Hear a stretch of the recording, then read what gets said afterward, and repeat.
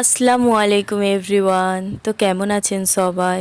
আশা করছি সবাই ভালো আছেন। তো আজকে আমার রেসিপি পমফ্রেট ফিশ কারি। তো চলুন তাহলে শুরু করা যাক। মাছগুলো আমি বেছে পরিষ্কার করে ধুয়ে নিয়েছি। এবার এতে দেব পরিমাণ মতো লবণ, হাফ চামচের মতো হলুদ গুঁড়ো ও অর্ধেক লেবুর রস। ভালো করে মাখিয়ে নেব।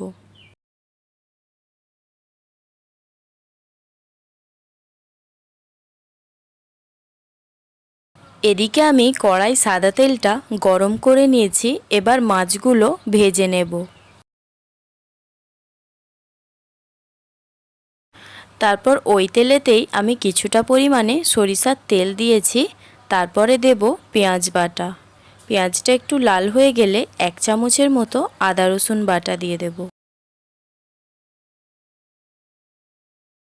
আদা রসুনের কাঁচা গন্ধটা চলে গেলে টমেটো পেস্টটা দিয়ে দেব।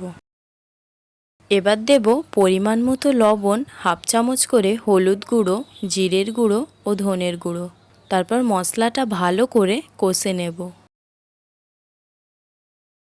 মশলা থেকে তেল ছাড়লে পরিমাণ মতো জল দেব। জলটা ফুটে গেলে ভেজে রাখা মাছগুলো দিয়ে দেব।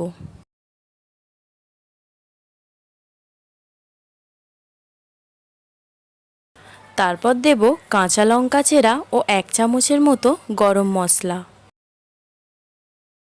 5 থেকে 6 মিনিটের মতো ফুটিয়ে নিলেই পমফ্রেট কারি আমাদের একদমই রেডি। এবার এটা আমি পরিবেশন করে নেব।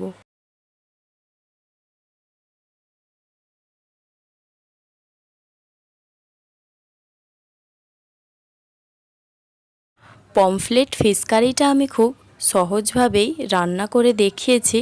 আপনাদের যদি ভালো লাগে অবশ্যই একবার বাড়িতে চেষ্টা করবেন। আশা করছি ভালো লাগবে। ভিডিওটি ভালো লাগলে লাইক করবেন। চ্যানেলে নতুন থাকলে অবশ্যই চ্যানেলটিকে সাবস্ক্রাইব করবেন। তো ভালো থাকবেন সবাই। আবারও একটি রেসিপি নিয়ে দেখা হবে। ভিডিওটি আমি এখানেই শেষ করছি।